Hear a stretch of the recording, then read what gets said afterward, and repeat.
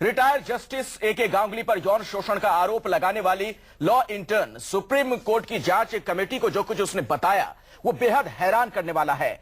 उस लड़की के मुताबिक 24 दिसंबर 2012 की रात जस्टिस गांगुली ने उसे शराब ऑफर की और ऐसी हरकतें शुरू कर दी जिसे देखकर लड़की हैरान थी। लड़की के मुताबिक जस्टिस गांगुली उसके साथ बेडरूम शेयर करना चाहते थे। वो कमरे से बाहर आई, उसके बाद जस्टिस गांगुली ने उसे एसएमएस कर माफी मांगी।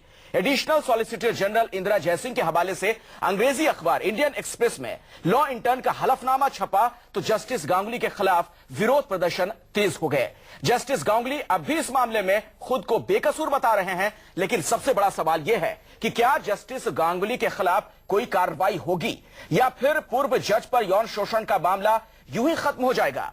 पहले एक रिपोर्ट आपको दिखाते हैं, फिर हमारे खास मेहमानों के साथ इन सवालों के जवाब भी तलाशेंगे।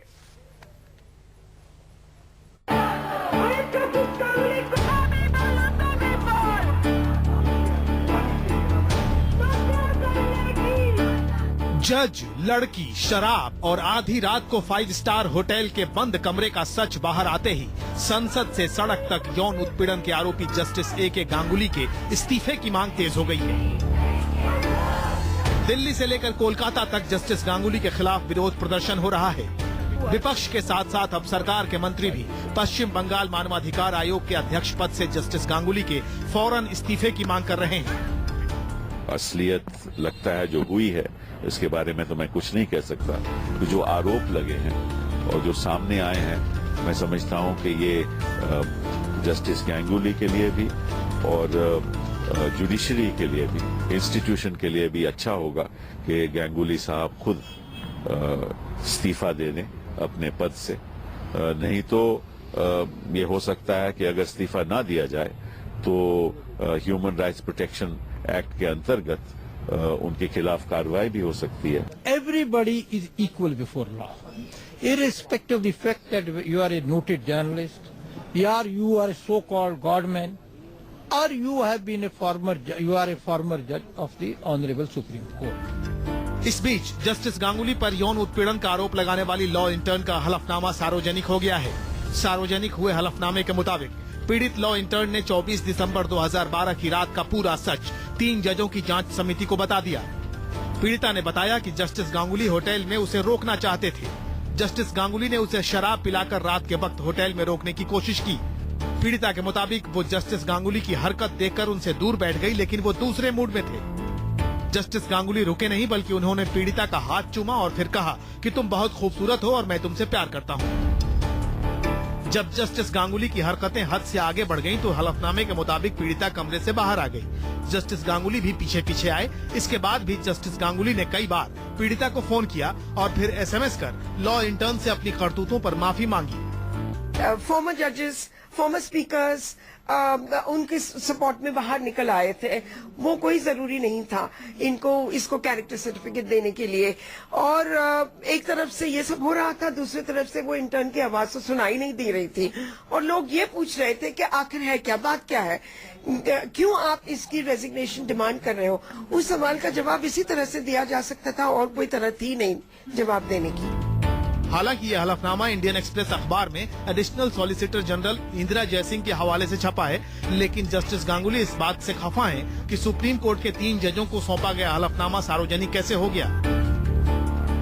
लेकिन इस हलफनामे के जरिए 24 दिसंबर 2012 की रात के सच ने जस्टिस गांगुली की मुश्किलें बढ़ा दी हैं। कोई भी व्यक्ति इससे बचा हुआ नहीं है। जब मैंने आज से कहा है तो सब लोगों के लिए, जो कोई भी हो, उनके लिए कानून एक है। और मैंने कहा कि कोई भी हो और जो कानून अपना काम करेगा, करना चाहिए। अब आयोग ने उनको कहीं से नहीं बख्शा है, चाहे वो रसूखदार हैं या नहीं है। आयोग ने अपनी पूरा काम किया है। अब ये डिपेंड करता है कि गवर्नमेंट इस पे क्या कर रही है, जुडिशरी इस पे क्या कर रही है। इसमें हमने पूरा अपना काम किया है। अब सवाल है कि जस्टिस गांगुली कब इस्तीफा देते हैं और कब उन पर लगे आरोपों की जांच शुरू होती है। वहीं महिला संगठनों ने प्रधानमंत्री मनमोहन सिंह से मांग की है कि वो राष्ट्रपति के जरिए सुप्रीम कोर्ट से जस्टिस गांगुली को पश्चिम बंगाल मानवाधिकार आयोग के अध्यक्ष पद से हटाने की कार्रवाई करें। Bureau report, news 24।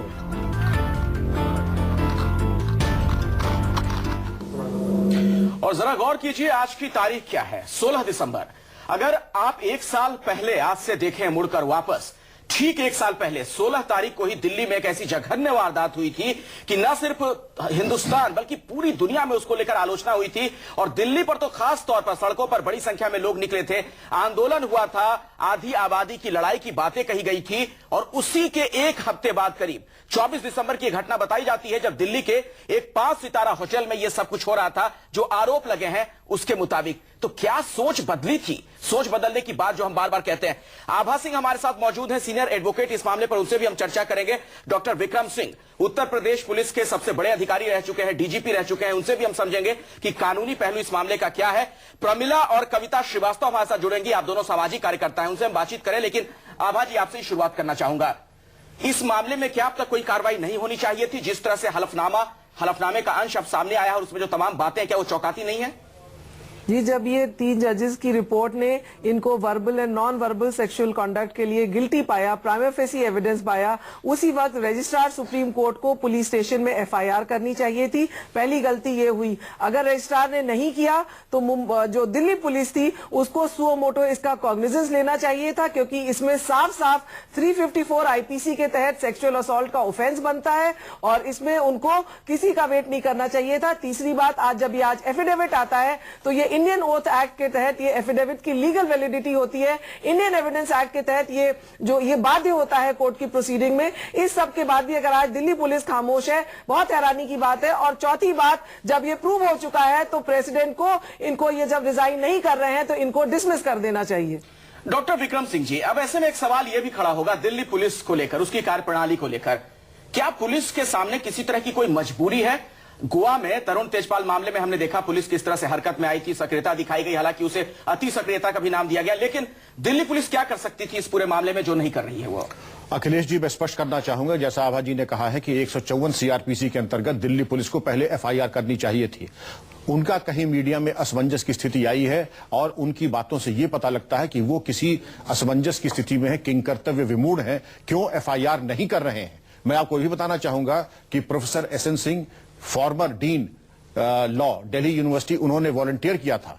मैं जिस यूनिवर्सिटी में वाइस चांसलर हूं वहां भी कम से कम 100 बच्चे ऐसे हैं जो कि मुद्दई बनने के लिए तैयार हैं। अगर मुद्दई की जरूरत है तो मुद्दई की कमी नहीं है। जो अंदर रिलक्टेंस है एफआईआर न कायम करने की, वो एक बहुत बड़ा प्रश्न चिन्ह दिल्ली पुलिस की कार्यप्रणाली पे लगा हुआ है। कविता श्रीवास्तव जी भी हमारे साथ जुड़ चुकी हैं, आप सामाजिक कार्यकर्ता हैं। कविता जी, आपसे मेरा सवाल है, यह घटना जो बताई जाती है पिछले साल की घटना, 24 दिसंबर की वारदात है। 16 दिसंबर को जो घटना हुई थी देश की राजधानी दिल्ली में पिछले साल, उसके बाद पूरा देश उस दौरान आंदोलित था।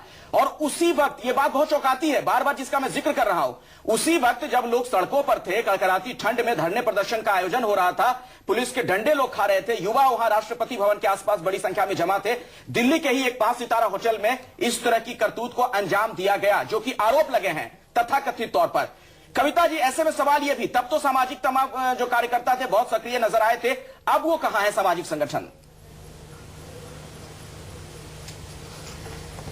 देखिए, मैं ये बोलना चाहूंगी कि सामाजिक संगठन लगातार जस्टिस गांगुली, जो इस वक्त West Bengal human rights commission के चेयरपर्सन हैं, उनकी रेजिग्नेशन की मांग कर रहे हैं। प्रेसिडेंट को भी चिट्ठी लिखी गई है, क्योंकि वो पद को गिरा रहे हैं जस्टिस गांगुली वहां कायम रह के। तो पहली दोनों चीजें साथ साथ होनी पड़ेंगी। ये जस्टिस गांगुली को पद से हटने के लिए हमें अपना आंदोलन और तेज जरूर करना होगा। ये उम्मीद थी कि वो स्टेप डाउन कर जाएंगे।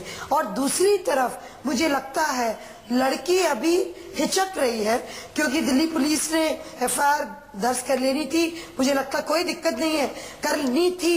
लेकिन जब दिल्ली पुलिस ने लड़की को बुलाया कोऑपरेट करने के लिए, वो लड़की शायद नहीं गई। लेकिन लड़की बार बार एक बात कह रही है जो हमें मालूम पड़ा है सूत्रों से, कि वो किसी भी मंच पे इस आवाज को उठाने को तैयार है।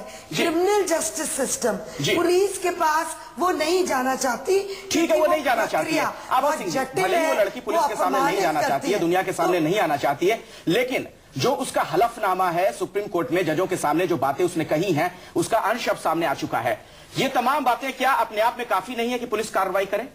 जी बिल्कुल काफी है। जैसे कहा जा रहा है कि 154 सीआरपीसी के तहत पुलिस को सिर्फ एक इन्फॉर्मेशन चाहिए, और जब एक ऑफेंस हुआ है कॉग्निजेबल ऑफेंस, तो उसके बाद जो है, क्योंकि 2013 के बाद 354 को कॉग्निजेबल कर दिया गया है, पहले ये नॉन बेलेबल था, आज ये बेलेबल भी हो चुका है। जब इतना सीरियस ऑफेंस है तो इसमें पुलिस को कुछ सोचने की जरूरत नहीं है। जैसे मैंने पहले कहा, एफिडेविट जो है उसकी लीगल वैलिडिटी है, पुलिस को अब तक एफआईआर करके जो मोबाइल से एसएमएस हुए थे उसको सीज करना चाहिए था, क्योंकि इसमें कोरॉबरेटिव एविडेंस हमको मिलनी थी कि उस लड़की ने जो एसएमएस किए उसमें इन्होंने क्या रिप्लाई दिया। ये सब आज पुलिस जो है इतने इंपॉर्टेंट एविडेंस को सीज नहीं कर रही है। इससे साफ लगता है कि दिल्ली पुलिस जो है उसमें कुछ इंस्ट्रक्शंस और हैं, शायद डर रही है इनके जज की पद की वजह से, और वो सुओ मोटो कर सकती थी जब देशपाल का किया गया। वो रिटायर हो चुके हैं, अब वो उस पद पर नहीं है। सुप्रीम कोर्ट की जो जांच समिति बनी थी उसने इस बात का भी जिक्र किया जब उन्होंने अपनी रिपोर्ट रखी कि चूंकि अब वो जज नहीं है इसलिए हम कोई कार्रवाई नहीं कर रहे हैं। लेकिन क्या यही तक सुप्रीम कोर्ट ने जो कुछ कहा वो सही है, या इस मामले में सुप्रीम कोर्ट की भी कुछ बनती है, कुछ करना चाहिए था, उन्हें भी कार्रवाई करनी चाहिए थी? जी हम आशा कर रहे हैं। पहलू क्या थोड़ा समझाया अगर हमारे दर्शकों को। देखिए इसमें जो था, जब ये रिपोर्ट आ चुकी थी तो नॉर्मली जो मतलब कानून होना चाहिए था कि जो रजिस्ट्रार है सुप्रीम कोर्ट के, उन्हें खुद जाके पुलिस स्टेशन में एफआईआर करनी चाहिए थी, क्योंकि सुप्रीम कोर्ट एक जुडिशियल जूरिस्प्रूडेंस की भी बात करता है। सिर्फ ये कह देना कि हम वो रिटायर हो चुके हैं, उससे उनकी ड्यूटी खत्म नहीं होती। जो क्राइम होता है, crime is against the state, इसमें कोई लोकल स्टैंडर्ड नहीं होता है, ये हर सिटीजन का ड्यूटी बनती है। इट बिकम्स एन ऑफेंस कि अगर आपको कोई क्रिमिनल ऑफेंस पता चला है और आपने जाके पुलिस को नहीं बताया है, इस तरह से तो कोई मर्डर अगर देखता है और नहीं बताता तो उस पर एक्शन लिया जा सकता है। तो सुप्रीम कोर्ट के रजिस्ट्रार ने एफआईआर नहीं किया, वो गलत रहा कानूनी ढंग से, लेकिन पुलिस उससे बड़ी गलती कर रही है कि जब सामने एफिडेविट है, एविडेंस है, कोरॉबरेटिव एविडेंस मिल रही है, उसके बाद एफआईआर ना करके दिल्ली पुलिस के जो अफसर हैं वो भी एक तरह से कानून के साथ खिलवाड़ कर रहे हैं। ठीक है, और अपने दर्शकों को जरा मैं सुनाता हूं पढ़कर additional solicitor general Indira Jaising के हवाले से हलफनामे का जो अंश छपा है इंडियन एक्सप्रेस में, उसकी जो पहली लाइन है उसमें इस बात का जिक्र है कि when I tried to move away he kissed my arm, repeated he loved me, asked me to share room. Doctor Vikram Singh ji, अगर इस तरह से कोई लड़की आपके पास आती, आप बड़े अधिकारी रहे हैं, कई बार थानों में भी कई बार आप गए होंगे, अगर कोई लड़की, कोई विक्टिम इस तरह की बातें किसी के बारे में आके कहती आपके पास, तो किस तरह की कार्रवाई इस मामले में आप करते हैं? सबसे पहले उसको विश्वास में सहानुभूति से के साथ वार्ता करके एक परिपक्व महिला अधिकारी के साथ पहले एफआईआर होती है, फिर उसके जो बयान है उसके आधार के ऊपर जो आरोपी हैं उनका बयान और आगे की वैधानिक कार्रवाई त्वरित on a fast track mode, जिससे कि एक नो नॉनसेंस अप्रोच आपका वो दृष्टिगोचर हो, और ये कि आप कोई लीपापोती नहीं कर रहे हैं। इस प्रकरण में सिर्फ लीपापोती ही दिखाई पड़ रही है। तो आप मानते हैं कि ये चीज यहाँ पर चूक सामने आ रही है? बिल्कुल 200% नहीं, 200% चूक सामने आ रही है। तो इसके पीछे क्या वजह है? कोई दबाव? इसके पीछे अगर आप ये देखिए पूरी श्रृंखलाबद्ध तरीके से कि पहले सुप्रीम कोर्ट ने कमेटी बनाया, फिर ये कहा कि ये माननीय जस्टिस गांगुली रिटायर हो चुके हैं, तो समिति का गठन क्यों किया, जांच क्यों की, और अगर जांच कर ली तो उसको अंतिम पायदान तक पहुंचाना उनकी जिम्मेदारी थी। रजिस्ट्रार की यह जिम्मेदारी थी कि एफआईआर, छोटे से छोटे मामलों में एफआईआर होना, कोर्ट मॉनिटर्ड इन्वेस्टिगेशन कराना। इस प्रकरण में कहीं न कहीं पारस्परिक संबंध, कोई दबाव या जो भी कारण हो, अंतोगत्वा इसमें कार्रवाई नहीं हुई। आप याद करें कि बिल क्लिंटन के केस में, मोनिका लेंसी के केस में न सिर्फ व्हाइट हाउस की तलाशी ली गई, बल्कि बिल क्लिंटन का बयान लिया गया और प्रभावी कार्रवाई की गई। मैं नहीं समझता हूं कि रिटायर्ड सुप्रीम कोर्ट जज लॉ से ऊपर है, उनके विरुद्ध भी वही कार्रवाई होनी चाहिए जो लॉ प्रिस्क्राइब करता है। कविता जी, आपसे मेरा सवाल है, आप सामाजिक कार्यकर्ता हैं, जिन पर ये आरोप लग रहे हैं रिटायर्ड जस्टिस गांगुली पर, वो पश्चिम बंगाल में मानवाधिकार आयोग के चेयरपर्सन भी हैं, अध्यक्ष भी हैं। मानवाधिकारों की वो रक्षा क्या कर पाएंगे अगर इस तरह के आरोप उन पर लगे हैं? तो क्या उस पद पर उन्हें बने रहना चाहिए? मैं वो ही कह रही थी कि सबसे पहले जो हम सबको दबाव बनाना है, आज हम लोगों ने फिर एक स्टेटमेंट रिलीज किया है कि जस्टिस गांगुली उस पद पे रह के उस पद को ही नीचा कर रहे हैं। He is lowering the dignity of that office. जिस तरह के उन्होंने कर्म किए हैं उस लड़की के साथ, जिस तरह से कांड किया है, he should just step down. तो कोई औचित्य नहीं है। मुझे लगता है कि president of India must just ask him to get off, अगर वो नहीं निकल रहे। और दूसरा, मुझे लगता है कि लड़की, मान लीजिए वो ये आपको ख्याल रखना होगा कि अगर लड़की मान लीजिए कोऑपरेट नहीं करती है पुलिस के साथ, लेकिन वो हर मंच पे आने को तैयार है ताकि वो उस गद्दी से उतर जाए। वो क्रिमिनल जस्टिस सिस्टम में नहीं विश्वास रख रही है। वो कह रही है मैं पुलिस कोर्ट कचहरी के पास नहीं जाना चाहती हूँ, लेकिन मैं कोई भी मंच, मुझे लगता है इस बात पर भी गौर कीजिए, बच्ची ने अपनी चुप्पी तोड़ी, इतने जोरदार ढंग से बात रखी, लेकिन बहुत ही रसूखदार शख्स के खिलाफ ये बातें उस पीड़िता ने कही है। आज भी पहलू है पुलिस पे कोई विश्वास नहीं। दरअसल जहां एक तरफ जस्टिस गांगुली के खिलाफ कार्रवाई की मांग हो रही, वहीं लोकसभा के पूर्व अध्यक्ष सोमनाथ चटर्जी ने इस बीच एक बयान भी दिया। उनका बचाव उन्होंने किया है जस्टिस गांगुली का। सोमनाथ चटर्जी का कहना है कि जब तक आरोप साबित नहीं होता है किसी को दोषी नहीं माना जा सकता है। सुनिए। Unless something is proved against somebody, you can't go on harassing him, cannot ask for his blood or his head. Therefore, let the law takes its own course. I have also said already in Calcutta, if he is guilty, the nation should punish him. You see, it is entirely for him. But somebody makes an allegation against somebody which is not yet established. Allegations can be made alone. Very strong allegations can be made. He is not in a position to interfere with any investigation. He is not in the government. He is not in the police authority. He has no control over it. दरअसल सोमनाथ चटर्जी ने जो बातें कही हैं उसी से जुड़ा हुआ एक सवाल यह भी है कि जो लोग बड़े संवैधानिक पदों पर बैठे होते हैं, क्या उनके खिलाफ आरोप लगाना बहुत आसान हो जाता है? और अगर उन पर इस तरह के आरोप लगते हैं तो क्या किसी तरह की दिक्कत भविष्य में आएगी इन लोगों के सामने काम करने में? इनके काम करने का जो तरीका है उस पर कोई असर पड़ सकता है? तो सबसे बड़ा सवाल में आज हम चर्चा कर रहे हैं कि यौन उत्पीड़न के आरोपी जस्टिस गांगुली के खिलाफ अब तक कोई कार्रवाई क्यों नहीं हुई है। और आपको बता दें कि अब उस हलफनामे का अंश सामने आ चुका है। पीड़िता ने सुप्रीम कोर्ट के सामने जो बातें कही उसका एक अंश मैं पढ़ के आपको सुनाता हूं, उसके बाद इसी मसले पर हम सवाल जवाब भी करेंगे। सुनिएगा जरा गौर से। उसमें जो बातें कही गई हैं, वो लड़की कहती है, पीड़िता कहती है कि 5 स्टार होटल में जब मुझे जस्टिस गांगुली ने बुलाया था वहां पर क्या कुछ हुआ। यह 24 दिसंबर 2012 की रात की बात है। जब मैं 5 स्टार होटल के कमरे में पहुंची तो जज के अलावा वहां 2 लोग और मौजूद थे।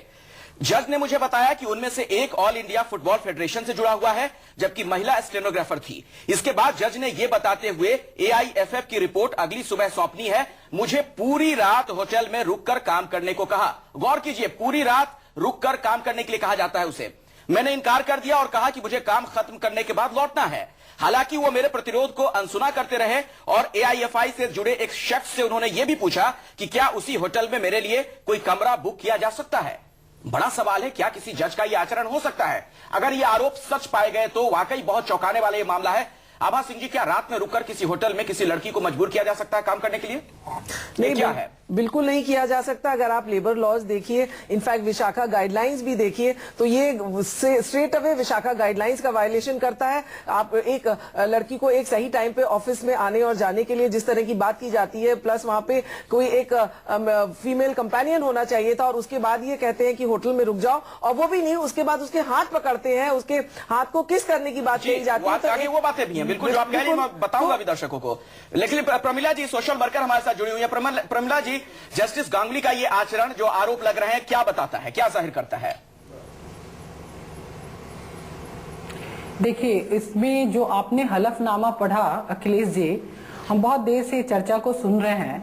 मुझे लगा कि इस हलफनामे को पूरा पढ़ने की जरूरत नहीं है जी। रात में होटल को बुलाना ही एक कॉन्स्पिरेसी की शुरुआत हो जाती है, और उसके बाद उसके हलफनामा को इस तरह से पढ़ करके हमें नहीं लगता कि इसके आगे और क्या इस्तीफा देना चाहिए। क्या हमारे संवैधानिक अधिकार में ऐसी कोई चीज नहीं होना चाहिए कि उसके इस्तीफा देने का हम इंतजार ही क्यों कर रहे हैं? सबसे पहली बात, क्यों नहीं उनको हम लोग जैसे डिसमिसल जैसा भी कोई राइट हम लोग इस्तेमाल कर रहे हैं। बहुत महत्वपूर्ण बात आप कह रही हैं। बिल्कुल प्रमिला जी, बहुत महत्वपूर्ण बात कह रही हैं। पता नहीं डॉक्टर विक्रम सिंह, आपसे मेरा सवाल है, हम लोग क्यों वेट कर रहे हैं? एक तो आप गलती कर रहे हैं, एक तो आपने गलती की, और अब हम इंतजार करें और शायद और प्रतीत होता है जैसे शब्द को इस्तेमाल कर रहे हैं। हमारे कॉन्डक्ट रूल्स बिल्कुल स्पष्ट हैं। इन्होंने पूरे ब्रीच ऑफ कॉन्डक्ट रूल्स अगर उस पर देखें, पहले कि सायंकाल किसी महिला को अकेले बुलाना, दूसरा अगर किसी महिला से आप वार्तालाप करते हैं, किसी महिला अधिकारी का मौजूद रहना आवश्यक था, दरवाजा खुला रहना चाहिए, और इस प्रकार का असंयत व्यवहार हर तरीके से दंडनीय है। और अगर कदाचित किसी IAS और IPS अफसर ने यह कार्रवाई की होती, किसी अन्य गवर्नमेंट सर्वेंट ने की होती तो डिसमिसल का पक्का केस बन गया होता इतने पे। बिल्कुल। और अगला जो अंश है वो भी हमारे दर्शक जरा सुनेंगे ध्यान से। उसमें उस लड़की ने क्या बातें और कहीं हलफनामे में वो कहती है कि जज की बातों से मैं परेशान हो गई, काम खत्म करके जल्द से जल्द होटल से बाहर आना चाहती थी, लेकिन जज ने रेड वाइन की बोतल निकाली और मुझे एक गिलास पकड़ा दिया। मुझे अटपटा लगा, लेकिन मैंने गिलास पकड़ लिया। जब तक मैं बहुत ज्यादा असहज हो गई और जगह को जल्द से जल्द छोड़ देना चाहती थी। जज बीच बीच में बातचीत करना चाहते थे, जज शराब पीते रहे, मुझे भी ऐसा करने को कहा। क्या किसी महिला सहकर्मी को इस तरीके से बाध्य किया जा सकता है आभा जी? बिल्कुल नहीं किया जा सकता है। आप किसी महिला होटल में बुलाकर रात के बाद बिल्कुल देखिए, मैंने कहा जैसे विशाखा गाइडलाइंस है उनमें विमेन का वर्क प्लेस पे जो है क्लियरली डिफाइंड है। आप इस तरह से कतई नहीं कर सकते। ये एकदम सारे गाइडलाइंस को करके मैं तो कहूंगी एक तरह से सुप्रीम कोर्ट का कंटेम्प्ट होता है कि गाइडलाइंस को फॉलो नहीं किया गया। उसके बाद ये इंडियन पीनल कोड 354 के तहत और 509 IP